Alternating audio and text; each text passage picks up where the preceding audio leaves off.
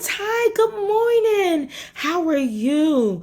Do you know what time it is, guys? That's right. It's time for recap.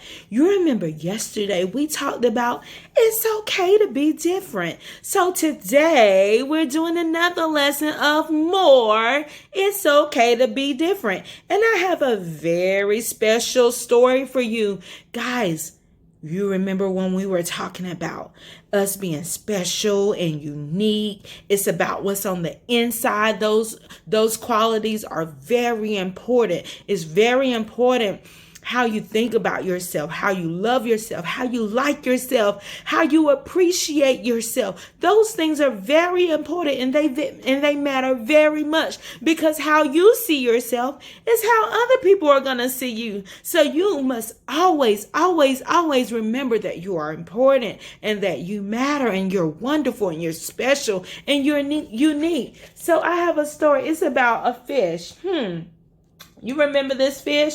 His name is Big Al. Big Al. So let's read this story about Big Al. What do you remember about this story? Or do you remember this story? Let's see. In the wide blue sea, there was a very friendly fish named Big Al. You could not find a nicer fish. That is Big Al, and he was very, very nice. Guess what, guys? But Big Al was also very, very scary. He was scary to the other fish. If someone's scary, what do people tend to do? That's right. They tend to not play with them. They walk away from them. Is that friendly, guys? No, it isn't. Other fish seem to have at least one friend. Some had many, but Big Al had none. He had no friends. And we don't like when our friends don't have friends, right? We always make sure we show ourselves friendly, right? He did not really blame the other fish. How could he expect little fish to trust a big fish with eyes and skin and teeth like his? So Big Al was lonely, and he cried big salty tears in the big salty ocean. He cried. Why do you think he was crying, friends? That's right, because no one would play with him. But Big Al really wanted friends, so he worked at it. He worked so very hard. What do you think he's going to do? Let's find out. First, he tried wrapping himself up in seaweed. He thought it would be a great disguise, but no one else did. Who wants to stop and talk to a floating plant that has big, sharp teeth? This is how Big Al looked. He put seaweed all over his body, and look at his sharp teeth. But guys, guess what? Even disguising yourself and trying to be like something else, it does not make people want to play with you. So let's see what he's going to do next. Then he thought that if he puffed himself up round, the other fish would laugh and see how clever and silly he could be. All they saw was how big he could be, and they steered clear. Guys, guess what? That didn't work either. They did what? Look at the fish. They swam away. So guys, that didn't work either. What do you think he's going to do next? Let's find out, because Big Al is pretty clever, right? Very early one morning, Big Al went down to the bottom and flopped and wiggled himself into the sand until he was almost covered up. He looked much smaller. When other fish came near, Big Al talked and joked with them, and he had a delightful time.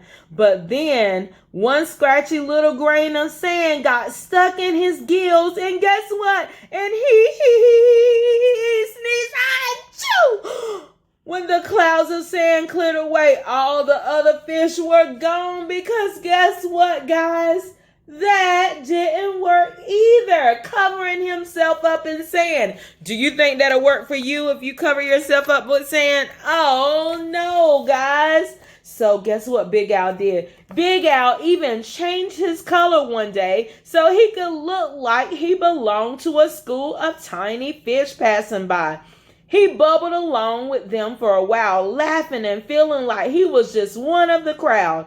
But he was so big and so clumsy that when all the tiny fish darted to the left and then quickly back to the right, guess what happened to Big Al, friends?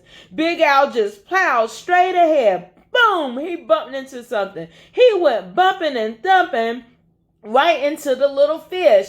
Before he could even say, "Excuse me," guess what, guys? They were gone and he was all alone all over again, and it made him even sadder than he was before. Oh my goodness. Nothing he's doing is working, guys. What do you think he should do? Oh my, but look at the fish.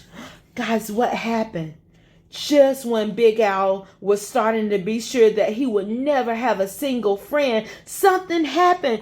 All of the little fish got stuck in the net. Who do you think is trying to catch the fish in the net? Maybe some fishermen. Oh, what do you think Big Al is going to do as he watched the net drop down silently from above, and in an instant they were caught? So let's see what he's going to do. Oh my, you think he's going to rescue them? Big Al forgot all about being lonely, and he forgot all about being sad. His eyes buggled out bigger and rounder than ever, and with a mighty flip of his tail, he opened his mouth and charged straight at the net. Wow, guys, the net was strong, but Big Al was stronger. He ripped right through it, and all of the little fish rushed right out through the hole. He saved them, guys. He saved them with his what? That's right, with his sharp teeth. He bit the net. Oh my, oh my. But when Big Al tried to turn around and go out of the hole, he got all tangled up in the net. Oh no, he was stuck. Who's going to help Big Al? The net went higher and higher toward the bright surface of the sea, and the little fish watched Big Al as he disappeared above them. When the little fish were able to speak again, all they talked about was the huge, wonderful fish that saved them. How great to be free, but what a shame that big fella had been captured. So guys, the little fish were captured by Big Al, but guess what? They were like, what a shame it is for him to be caught up. He is caught in the net.